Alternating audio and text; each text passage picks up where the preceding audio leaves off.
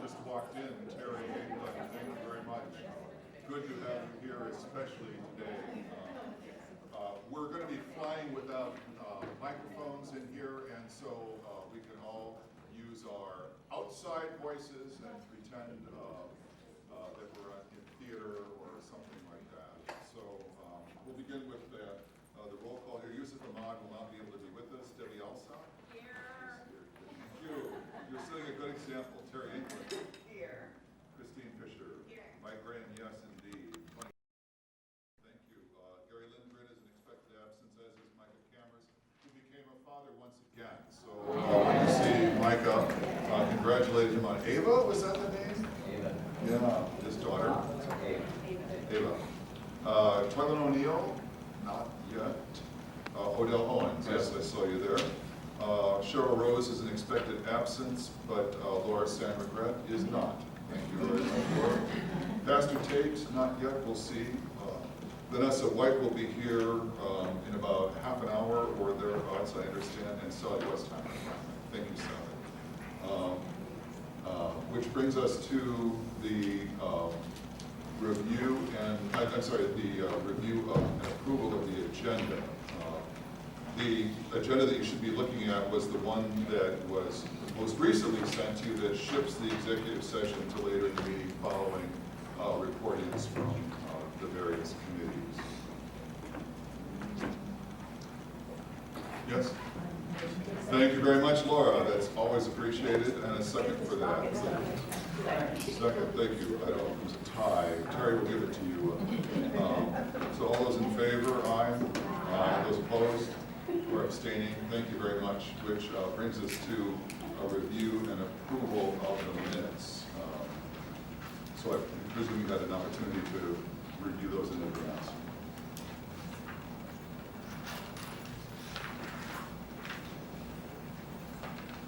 I was just looking at. Oh, You okay? I move to approve. okay. Thank you. I'll give it to Odell and Sally.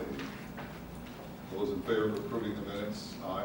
Aye. Those opposed or abstaining? Thank you very much. So on a unanimous vote, the minutes were approved following that motion by Odell Owens and a second by Sally Westheimer, which brings us to the part of the meeting that we reserved for public comments. Vanessa Freitag, I understand, wants to speak on quality improvement. So, Vanessa, thank you. Do you still want me over there without the microphone? Let's see. Are you going to tape? Are you going to tape her from over there? Yes. Well, wherever she's standing, I can tape her. So Sure. it sounds like wherever you stand, yes, you could just stand there. Stand here. How's that work for you? If you'd like a podium to hold on. Okay. Vanessa, we have a little seat right there. Yeah, I know what that seat is. All right. Well, thank you. For those of you who don't know, I'm Vanessa Freitag. I'm the president and CEO of 4C for Children. We're one of the nonprofits that is doing the coaching and training work with child care programs here on the quality improvement side of the preschool promise. We also do that work for the state of Ohio for nearly 1,500 child care programs in greater Cincinnati and Miami Valley. And with Shiloh's departure, pending departure, I wanted to take my 3 minutes of public comment to make sure our community knew the exceptional work she and her team have done on the QI side in the 14 short months since she arrived. There have been many concerns expressed about the pace of the QI work, but I think what folks don't know is that Shiloh and her team faced quite a bit when she came aboard. And although the levy passed in November of 2016, the first child care programs were allowed into QI a full year later, which was November 2017. And by the time Shiloh arrived in February of 2018, only about a dozen programs were getting help. There were a lot of problems with the original process, systems, and plans. I won't detail all those issues, but what I can quickly say is that Shiloh jumped in and focused on peeling back the layers of problems that prevented child care programs for participating, or made it so cumbersome that it actually was an impediment to working on their quality. And as she peeled back a layer, more programs came aboard. A great example is family child care, which is the backbone for working parents. They had been left behind because of some additional CPP requirements that were layered on top of the state requirements. Shiloh helped create a solution that balanced the needs of those programs and the needs of CPP. And that's when dozens of family child care had real access to quality improvement. And she did the same thing for a number of barriers and system blockages that child care centers were experiencing. And there's a Ghanaian proverb that I have on my desk. It reminds me that when we all work on child care quality improvement, it's something that bears fruit much, much later than when the work is done. And the proverb is, judge each day, not by the harvest, but by the seeds you plant. And Shiloh has planted the seeds for success. The success of CPP, but more importantly, the seeds of success for every child that will be in a quality program through the QI system. When you look at the programs that Shiloh and her team brought into QI by making the changes that were needed, they were programs that contain many seats, 2,500 children's seats, actually, that are sitting right now in the QI process. And 1,500 of those seats are being used right now by children whose families use state vouchers. And those working families and their children, they deserve the quality, and they'll get it because of Shiloh's leadership. So the reality is the size of the loss that Shiloh's departure creates is also the size of the gain she gave our community in the 14 months she was here. She never took a bow. She never took credit for doing or sometimes undoing what was needed. And I think she's the essence of a servant leader. Thank you.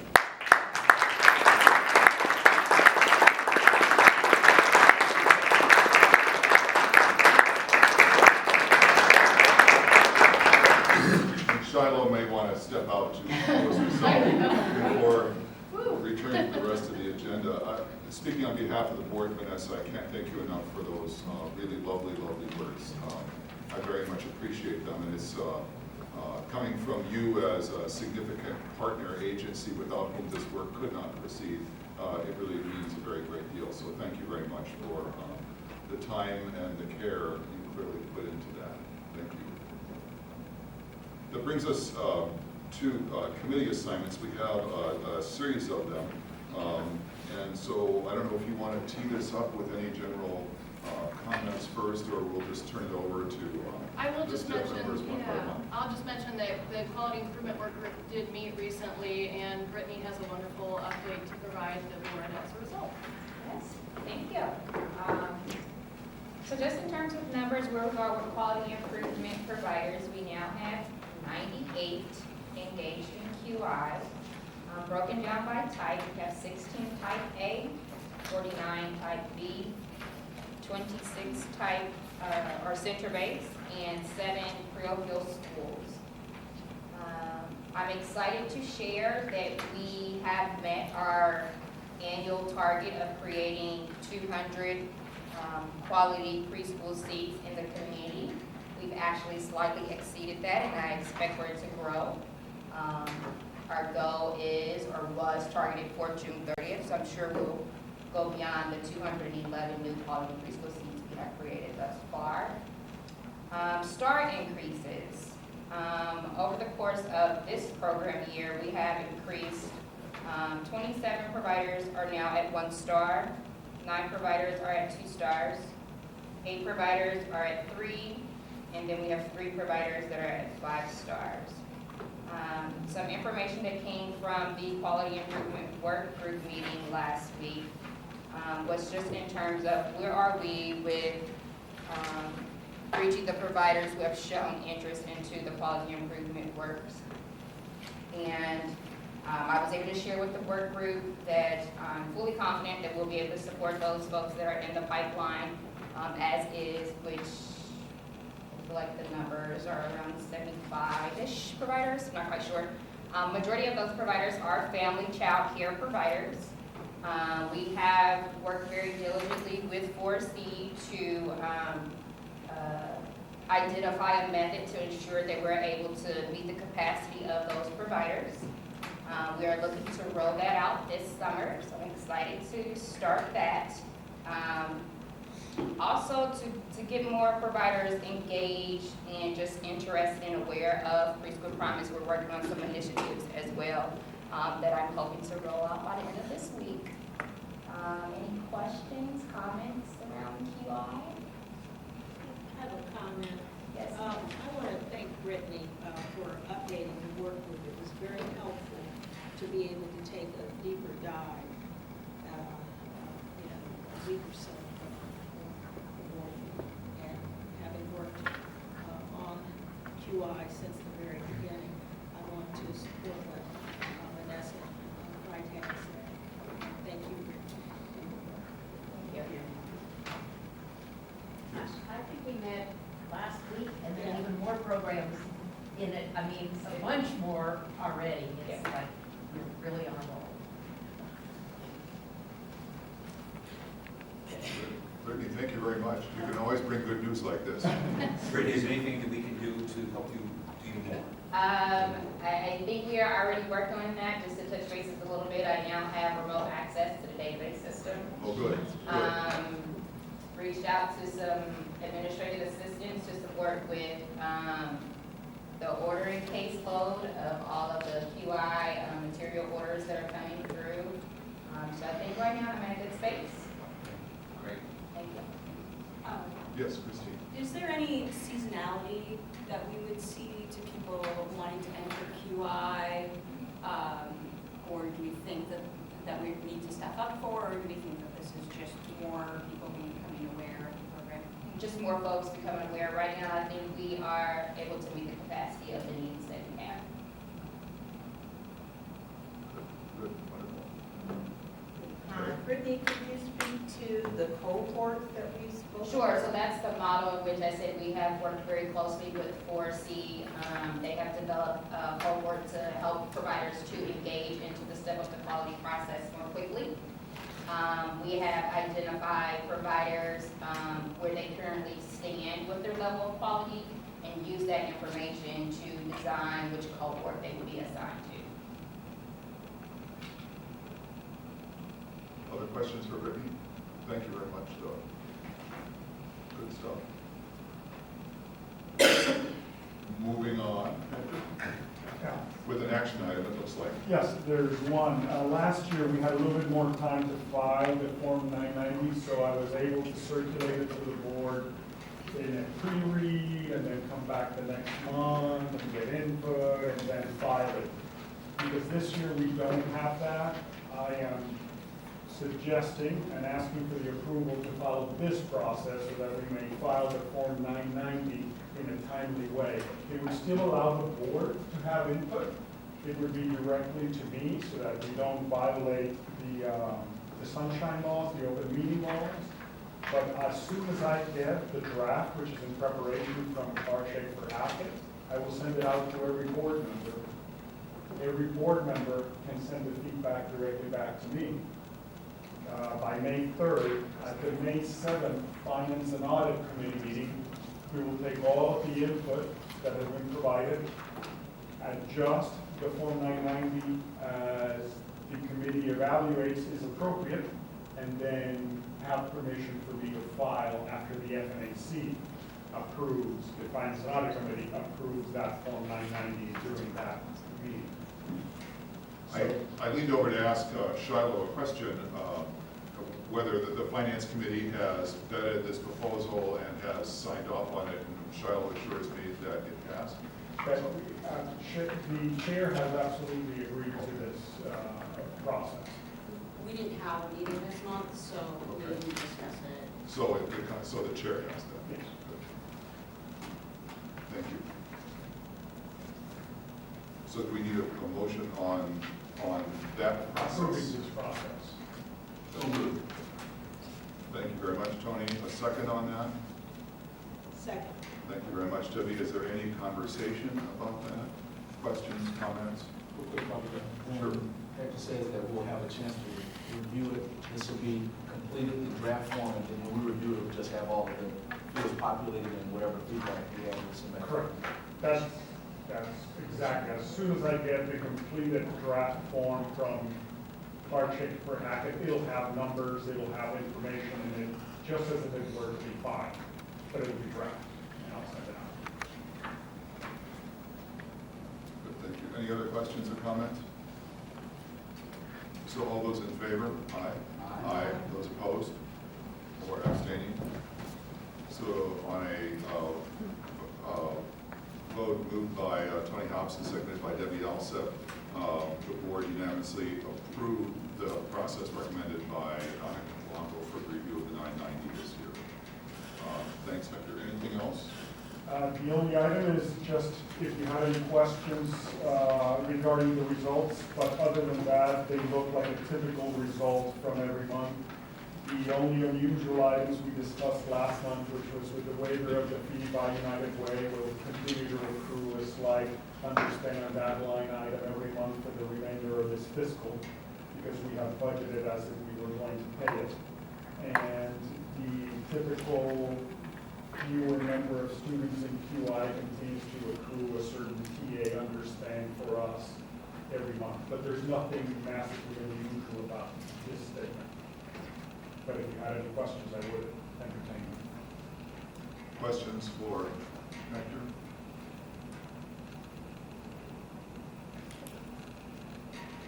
Hearing none. There you go, Hector. Thank you very much for your work as always. Lisa, does it brings us to you? Absolutely. Good afternoon or good evening, everyone. For community engagement, first of all, I would like to thank those that participated in the postcard to providers. I still can have some more assistance of writing postcards if you want to stop by my office. I would love your signatures on those. But every day, pretty much, I've been sending out 30 postcards to our preschool educators. And thank you for coming to assist in those matters. As you can see, we do have some new marketing material. You have your new folders, as well as in the inside, we have the window cleans. They will go actually to our TA providers as well as our QI providers. It's to give awareness to those that are interested or didn't know about it or knew they were participating, but it's just to show pride in it. So if you can also place it on your car as well if you choose to. But that's something that we're also utilizing. In regards to the billboard, that will actually go up on May 1st. Those will go into our quality area, desert areas. I just got the approval. I'm just waiting to make sure that the production goes according to our plan. And that quality desert was actually sent from Brittany. There was we have 10 spaces, but she gave me 13, but I gave him some opportunities for him to utilize. The website on May 6th will actually start the process. We had to push it back a little. It takes about 3 to 4 weeks. There will be three days that the website will be down, and that's just to test the maintenance and the issues that may occur in that. But about 3 to 4 weeks, and it will only The website will only be down between a Friday through Sunday. So it won't really interfere that much with that. I'm happy to announce that I met with Cincinnati Recreation Commission. They have decided to start an initiative called 5x5 program. Basically what that is to get families engaged in cultural events. And they decided to use Cincinnati Preschool Promise Family as that particular project to do that. So that's in process, but the initiative is out on the forefront. About 2-3 weeks ago, emails were sent to community councils that are in the city of Cincinnati with the 3 components in which the Cincinnati Preschool Promise. I actually have a presentation with Madisonville, which is also part of our desert areas. Newsletters went out, and the new newsletter will come out on May 5th. And then I have a new initiative called the Promise Readers. It's actually in your folder. It's to get those that are unable to do community service in the preschool to read to the children, and it will be done virtually. So that gives the opportunity for children to do things social media wise or through, email wise. So if you want to participate, the instructions are in there. If you have any questions, you're welcome to email me in regards to. I actually came up with the idea from another principal that does nighttime stories.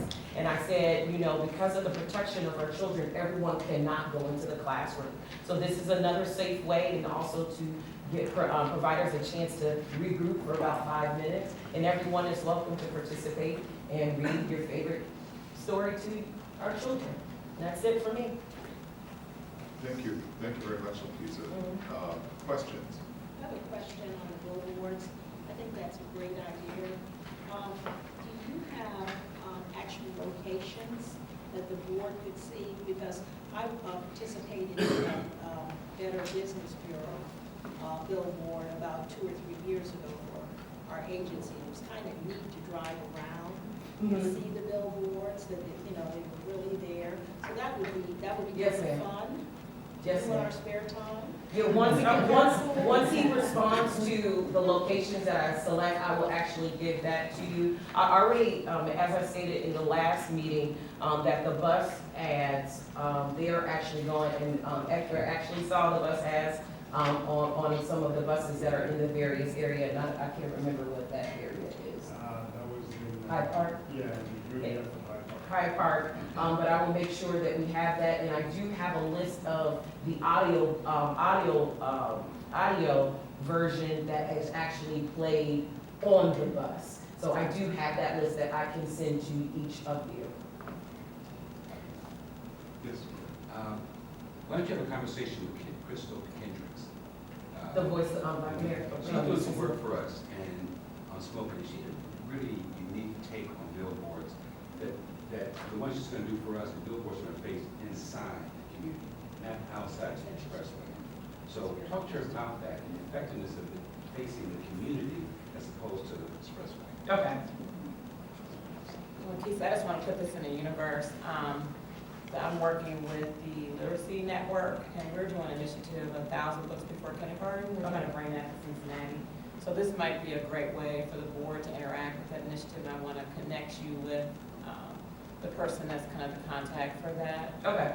It's something done in other cities where they try to read 1,000 books to kindergartners before they go to first grade. And so I'm going to try to set up a meeting between you and Flo, kind of to connect with this woman that's bringing that initiative in the city.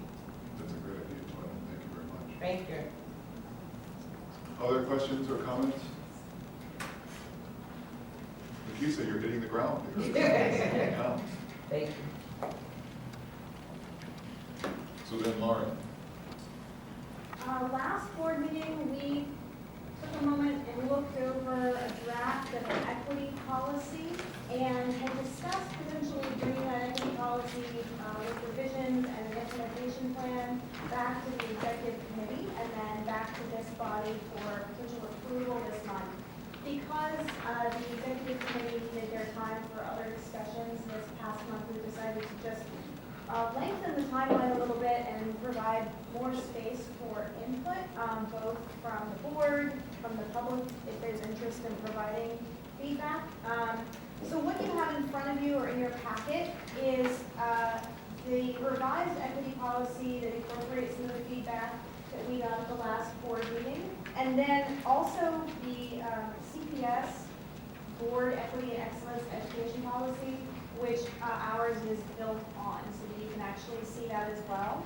And then we framed out what a rubric might look like to guide our implementation and evaluation of the equity policy. So it's a working document, and you'll see that there are quite a few of the boxes that are left blank. The goal, I think, right now is twofold. First, to get consensus that the board feels like this is an effective method of implementation and evaluation.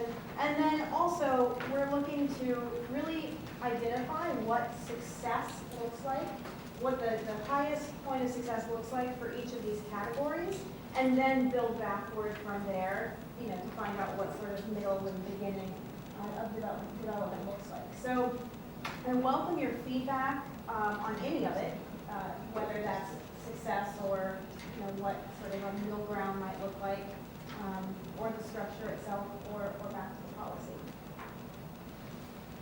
I have a question on how the rubric will actually be operational. Absolutely. That's the Yeah, that's the question. Okay, that's a statement question. statement. Totally fine. I think one of the things that we need to discuss is what the frequency of actually using and reporting out on the rubric would look like. I mean, in terms of guiding our work, it helps us to identify what the goals are that we're really shooting for, and then we can adapt our work plans to fit those goals. But we have not yet established what the sort of frequency of reporting or evaluation would look like.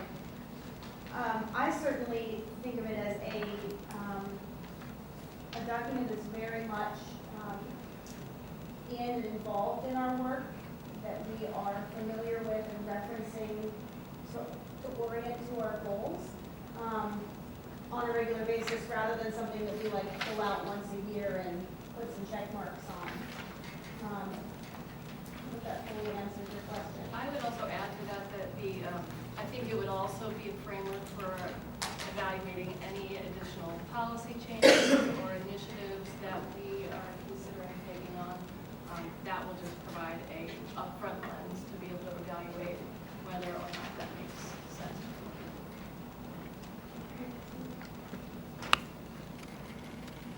I'd also welcome feedback on what the board feels like that should look like. If you have that info. Did I miss this, or was this sent out before the board meeting in an email? It was. Yes. It makes sense when the very first time we sent it to the packet. This looks familiar, that's why I'm saying, I know I've seen this. I love myself a good river. The teacher says yes. It's different. It's here. It printed off different. Oh, okay. It's here. That was a test.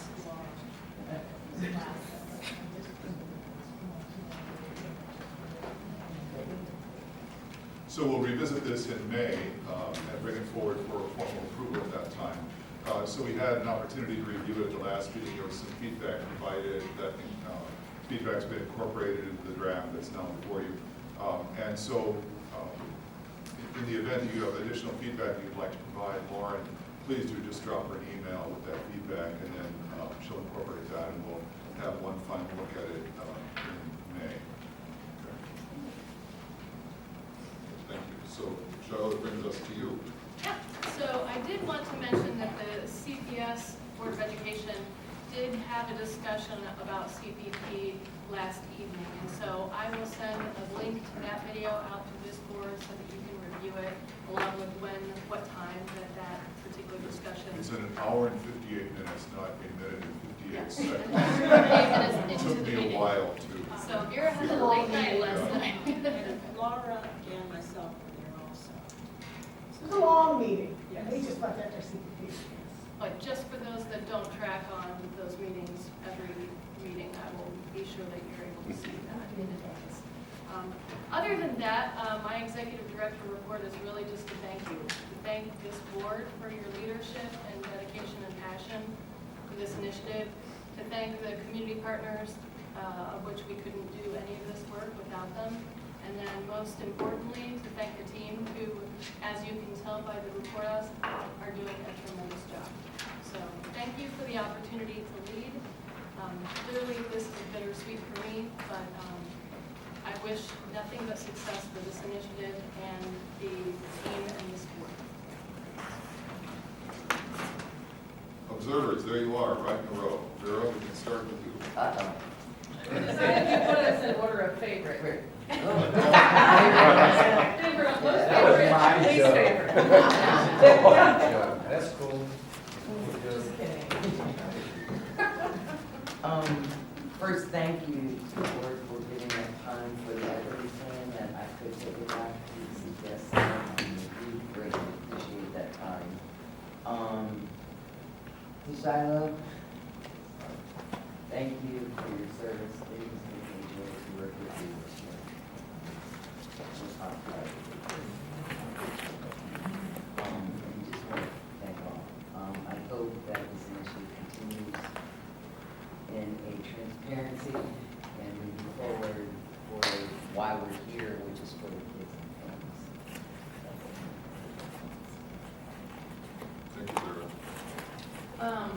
Well, I don't know that anyone can say it much better than Vanessa's remarks. I mean, my gosh, those were perfect.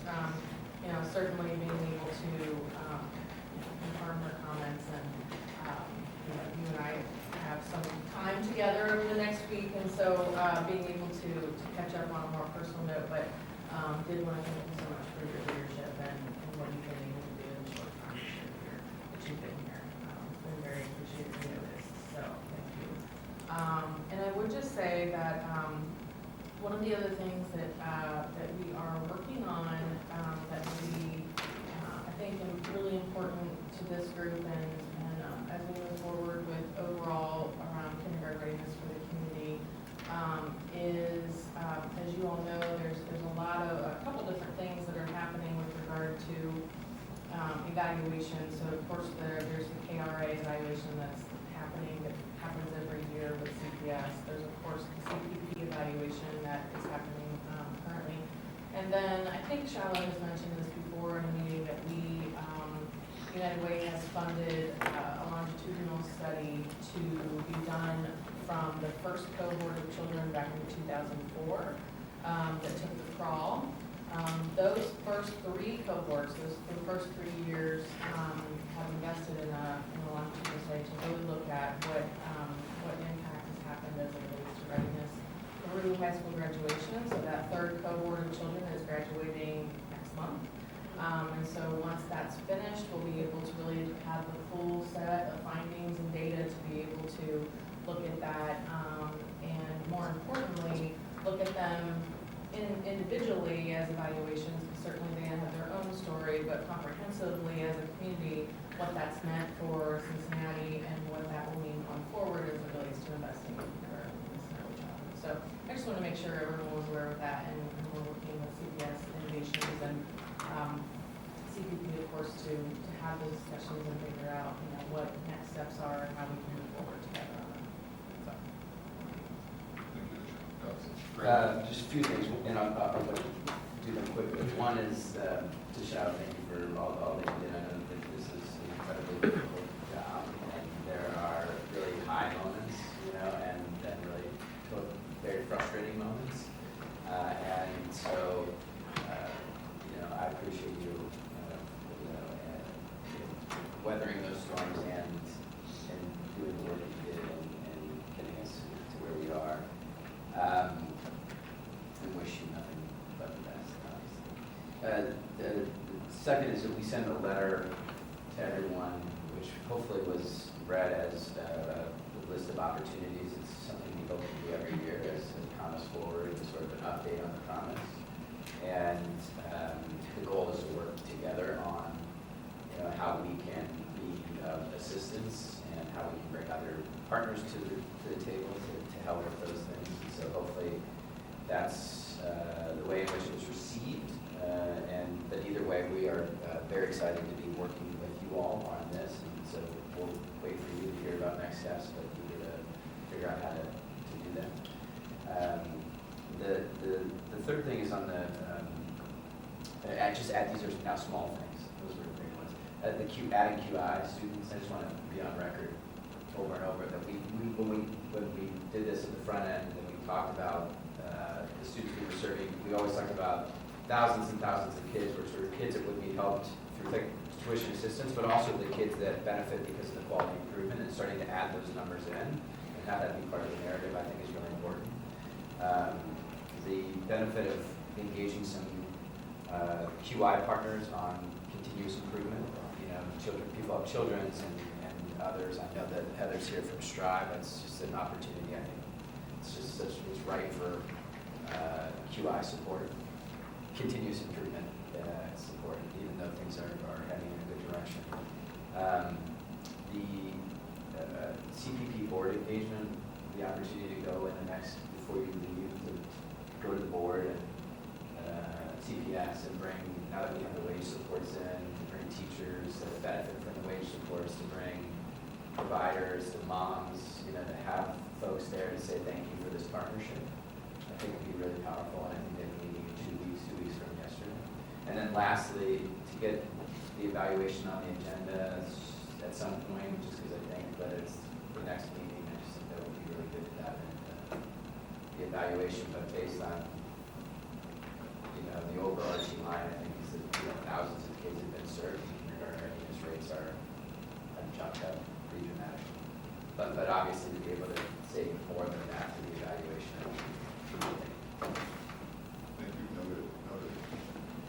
Thank you very much. We're going to shift into executive session, as you see, in just a few moments. So I want to make a couple of comments before we do that are kind of linked and linked to the purpose of the executive session.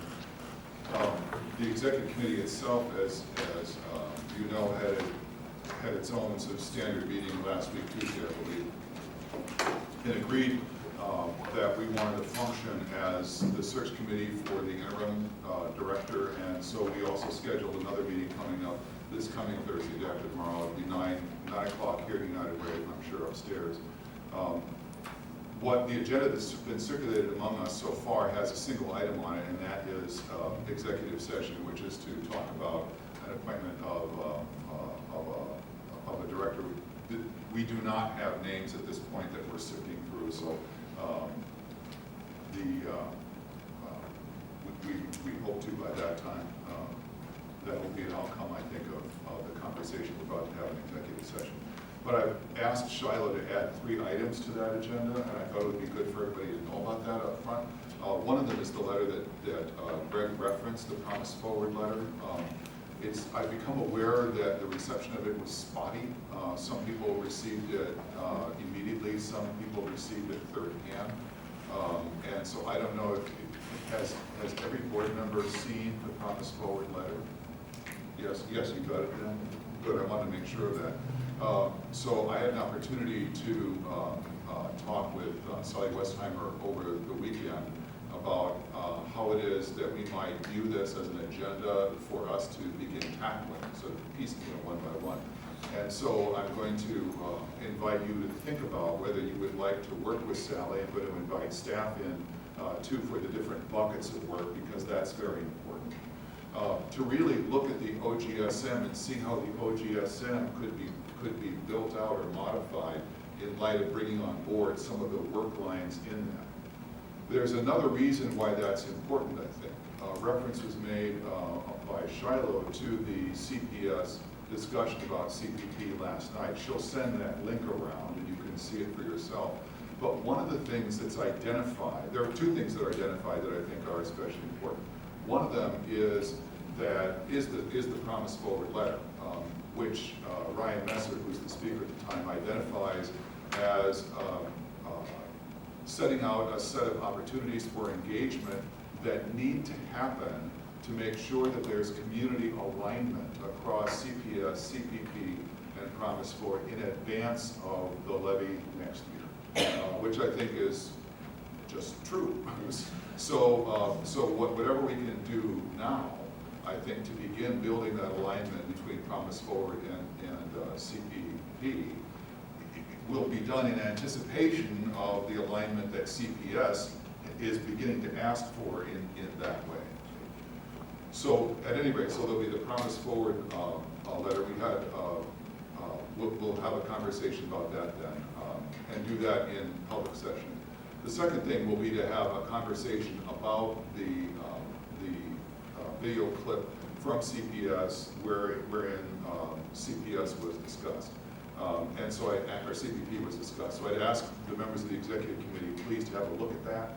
Make sure that you review that in advance. By the way, for the rest of you, we are Wardell Owens, Pastor Tate, Cheryl Rose, Debbie Alseth, Gary Lindgren, and myself. So if you have feedback you'd like to get to us, we'd certainly welcome that. So do have a look at that. One of the things that, in fact, one of the early things that comes up in that discussion is the idea of a board-to-board consult as a way of just kind of seeing kind of where we are right now. Although there's also specific hopes that we will be communicating to them as to what our plans are going forward in terms of the interim director, what the timeline for that is, and so on. And so my plan would be to circle around to them and let them know as soon as we know, frankly. And the third thing I want us to talk about is the transition plan. We had an opportunity to speak a bit with Shiloh about that last week. I think we need to revisit it and speak a bit more. And so those three things will happen in the public session, and then we'll adjourn to executive session for the more confidential discussion that's personnel related. So you can be aware of that.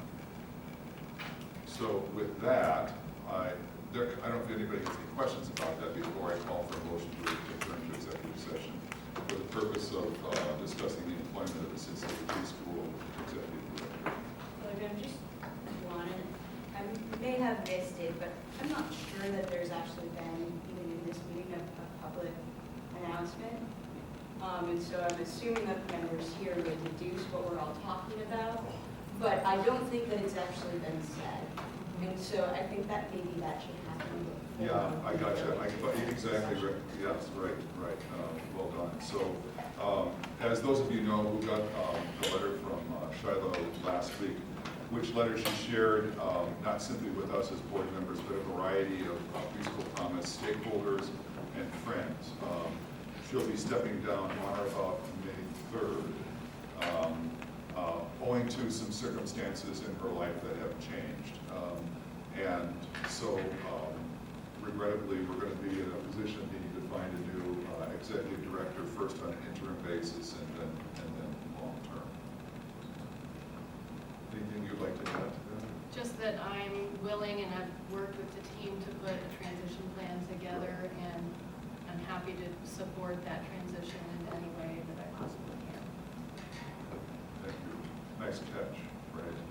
But people are wondering, why are all these tributes to Shiloh? It's not your birthday. Thank you. So I'll need a motion, please, to go into executive session for the purpose of discussing the employment of the Cincinnati Preschool Promise executive. Thank you very much. And just before that, I get that right. Or Senator Wardell Owens. This is a roll call vote using odd. Gary Elsa. Terry Hinkman. Christine Victor. Mike Brand. Can't complain at all, man. Can't complain. You too, brother.